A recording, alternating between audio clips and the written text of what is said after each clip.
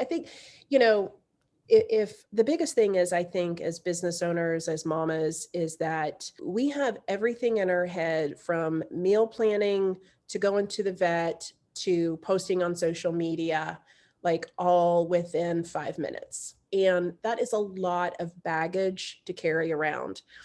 And as women, when we don't complete those tasks, then we go through a very, I'm going to say, negative Nancy loop and negative, like, mind trash talk that we give ourselves and just beat ourselves up and wonder why we're not making progress fast enough.